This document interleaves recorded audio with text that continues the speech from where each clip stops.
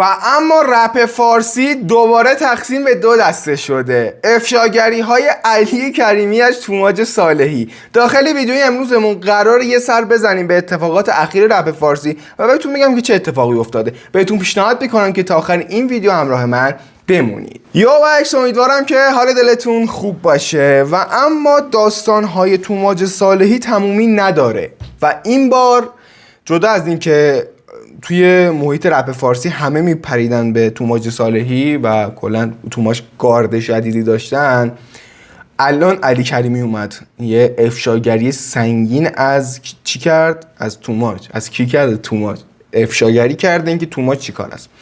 داخل ویدیو امروزمون قراره یه سر به استوریا علی کریمی بزنیم و ببینیم که چه خبره و چه اتفاقی افتاده برای توماج. و خودتون هم میدونید که شرایط نت متاسفانه پایدار نیست. من براتون داخل چنل تلم پروکسی نمیدونم وی پی ان همه این چیزا رو میذارم. چنل تلمون هم که رپ تایم او آر جی و پین صفحه کانالم برید اولش دیگه لینک شبکه‌های اجتماعیمون رو گذاشتم مثل اینستاگرام و تل و حالا خواستید دیگه براتون میذارم چه داستانی اتفاق افتاده. و ما الان رو صفحه لپتاپ هستیم و اینجا داستانی که وجود داره اینه که حالا گفتم بهتون دیگه اینجا براتون همه چی رو به صورت کامل میذارم. خب پروکسی وی پی ان و این چیزا رو براتون میذارم تو این شرایط و میتونید استفاده بکنید دیگه. جوین باشید براتون بد نیست. ممکنه حالا اتفاقی بیفته خبردار بشید از این داستان وی پی ان و فیلترینگ و این داستانا رو بیشتر من میذارم براتون، یعنی کمکی بشه بهتون دیگه. و برسیم به موضوع بعدیمون بچه‌ها داستانیه که حالا الان بهتون میگم. بریم سناریوی توماج که اتفاقی افتاده. علی کریمی خیلی جدی یهویی گرفت رو توماج و یه چیزی از توماج رو کرد که من خودم پشمام ریخت آجی. خب یعنی من فکر میکردم آقا توماج خب عقیدهش اینه که آقا پهلوی نه و عقیده دیگه داره، مردم دارن اینو میکوبن خب و مقصر نیست. ولی یه چیزی علی کریمی رو کرد برای اولین بار. نمیدونم به این دیتا از کجا، یعنی این دیتا رو نمیدونم از کجا آورده. میگید بهتون چی میگم؟ دیتا واقعا سختیه دیگه. مثل اینکه توماج صالحی خب حالا اون منطقه‌شو من یادم رفت حقیقتا کجاست، ولی بذار ببینم اینجا پیدا میکنم منطقه‌شو. نه منطقه‌شو یادم نیست، ولی مثل اینکه توماج صالحی فکر میکنم داخل کانادا چی داره؟ یه دفتر حالا معاملات املاک داره کی؟ توماج صالحی. یعنی با پولایی که مردم گرفته و این اتفاقات افتاده یه دفتری داره توی کجا؟ توی آلمان. و کسی که میگه من اصلا ممنوع خروجم نمیتونم برای فکر کن یه دفتر اسم و رسم خودش داره. و تازه علی کریمی اومده یه سند رو کرده، به قرآن نمیدونم سند رو از کجا آورده خب، و اومده یه سند رو کرده که نشون میده مالک این حالا املاکی که داخل کانادا حالا یا آلمانه خود توماج صالحی به صورت کامل خب. و اینم گذاشت برای توماج صالحی که این متننامه رو گذاشته که اون املاکی به صورت کامل برای خودشه که چجوری اون املاکی رو گرفته. اما اینجا سواله، دو تا اینجا ذهنیت به وجود میاد دیگه، چجوری گرفته واقعا این داستانو. اولیش ممکنه که توسط اون کشور پناهندگی گرفته باشه، پناهندگیش مخفی مونده باشه و حالا یه املاکی کاری بهش داده باشن که بخواد ضد حکومت تو ایران بخونه که این درصدش صفر. اگه اینجوری بود تا الان اعدامش کرده بودن.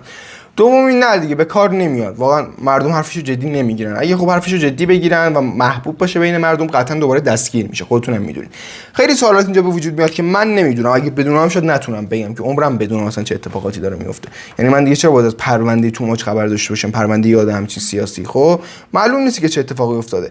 ولی خب دیگه علی کریمی وقتی روی این داستان مانور داده، چون خب بالاخره یه فردی که محبوب معروفه و حالا یه ذره گنده است دیگه علی کریمی، میدونید چیزی رو نمیاد پخش کنه که به نظر من کذب باشه راجبه یه آدم. خب آره استوریش باز کنی تو روزای عادی هم همه جا شلوغه، مثلا روزایی که اعتراضات نیست تو استوری علی کریمی بری همه جا شلوغه، همه دارن همدیگه رو میزنن. اصلا کاری به استوریاش ندارم، راجبه توماج دارم میگم. و اینجا هم نشون میده که آره بچه‌ها من تازه اینجا پیدا کردم در ایالت متحده آمریکا به اسم توماج صالحی، یعنی مدیریت اجرایی این داستان با توماج صالحی به ثبت رسیده اون بنگاه توماج صالحی خب. و اینم به صورت کامل بنیاد توماج صالحی از پرداخت مالیات معاف است، اما هنوز هیچ اطلاع مالی در مورد این بنیاد منتشر نشده. و بچه‌ها اینجا خود علی کریمی نوشته که با رصد این صفحه‌ها من خودم فهمیدم که توماج صالحی و آدماش کیا هستن، متحد کیا هستن خب. گفته که حالا با این حجمی که روش بود چجوری توماج داخل آمریکا تونسته دفتر معاملاتی همون دفتر املاک باز بکنه خب. و آیا تأسیس این بنیاد به درخواست توماج صالحی بوده؟ و کل حرف علی کریمی تو استوریش از بالا تا پایین میگه، من استوریش خوندم، میگه که توماج صالحی از دولت آمریکا داره پول میگیره و اونجا یه دونه املاکی مخفی داره و داره راجع به اینا بد میخونه و از اینا داره پول میگیره که اینجا دستگیر نشه. حرف یعنی علی کریمی همینه و کل حرف علی کریمی اینه. باز نظر شما هم حتما مهمه برام بنویسید. و اما حالا کاری با این داستانا ندارم. توماج اصولا خب که درآمدی از پلتفرماش نداره. حرف علی کریمی یه خورده اینجا به ذهن و مغز میشینه انگار. بگم چرا؟ یه بررسی ریز اگه بکنید، خب حالا من اینجا دیگه اومدم تو این داستان، این کانال توماجه که سرجم رفته. توماج صالحی خب 14 میلیون ویو داشته، خب که بیشترش از ویدیو شورته. یعنی ویدیو شورتاشو بزنید نگاه بکنید، خب خیلی از ویدیو شورتاش ویو خوبی خورده. و بیشترین ویدیو توماج صالحی ستونا چقدر بوده؟ نه حاجی، توماج واقعا ویوش تایم خوب بوده. من خب اوکی 14 میلیون کلا ویو داشته دیگه. خب یکی دو تا ترک سیاسیش که خیلی خوب ویو خورده، ولی چون که مانیتایزی این ویدیو حالا اون موقع شد آف بوده، چنلش حالا مانیتایز نبوده، واقعا فکر نکنم بذارید 2 میلیون مثلا. خب خیلی پروش بخوام حساب کنم، بذارید 2 میلیون که 2 دقیقه کلا تایم داره موزیکش، خیلی بخواد گرفته باشه دیگه 3-4 هزار دلاره کلا. یعنی ببین یه آرتیست سیاسی که درآمد نداره چرا داره فعالیت میکنه؟ چه اتفاقی داره میفته؟ یه سوال کوچیک از چت جی پی تی پرسیدم و گفتم درآمد کانال توماج صالحی، کانال یوتیوبش رو دادم و گفت که شبکه‌های دیگه‌ش هم گفته، شبکه اینستاگرامشو گفت که سالانه، یعنی یه حالا آنالیز کرد بر اساس تبلیغات و تبلیغات مخفی که توماج صالحی توی حالا استوریاش بعضی وقتا میذاره یا توی ارجاع میذاره، یه آنالیز مخفی چت جی پی تی کرده و حالا گفته که آقا $500 در سال درآمد اینستاگرام میشه. $500 در سال خیلی کمه، در ماه هم خیلی کمه برای کسی که اینقدر سیاسی و اینقدر حالا طرفدار داره. و درآمد کل یوتیوبش هم $5000 بوده. مثلا خیلی بخوام بهتون بگم 700 میلیون تومان کلا توماج صالحی 4 سال داره فعالیت میکنه، 700 میلیون تومان. خب و خیلی کمه برای کسی که اینقدر حالا توی این مدیا هست، داره فعالیت میکنه، اینقدر داره پست میزنه، استوری میزنه، این داستانا. و به نظر من یه جای کار به قول علی کریمی میلنگه. و اینم پستیه که علی کریمی گذاشته، با هم دیگه اینو باید گوش بدیم دیگه بچه‌ها. بذارید من هدفون رو بردارم.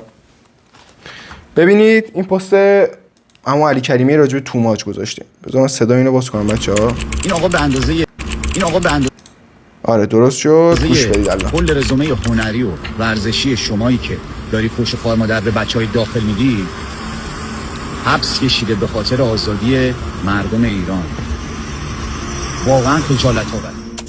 امروز ما مسئله پهلوی طلبیه رفقا، مسئله مشروطه خواهی نیست، مسئله پادشاهی پارلمانی نیست، مسئله پهلوی خواهیه. ما نمیتونیم تن بدیم به پهلوی خواهی. من با صراحت به شما بگم، من جمهوری اسلامی رو به نظام پادشاهی پهلوی تشبیه کردم. بهتر از این شما بگم، حاضر نیستم راهی وارد بشم، هزینه بدم، مبارزه کنم، هزینه بشم، دوستم، خودم، خانوادم، که نتیجهش این باشد که خاندان پهلوی برگرده.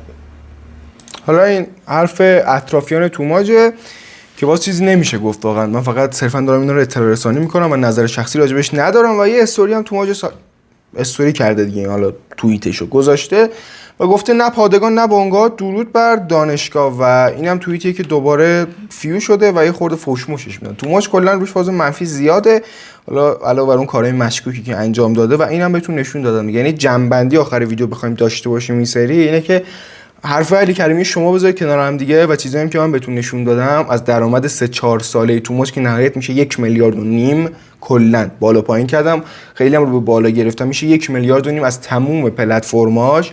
خودتون حساب بکنید دیگه که 2 سالشو نبوده و خودتون هم حساب بکنید که چه اتفاقی افتاده این وسط، چه جوری میصرفه که همچین کسی داره اینو ادامه میده بدون اینکه درآمد داشته باشه و اون همه ماشین خفن زیر پاشه و یه املاکی هم که داخل آمریکا داره.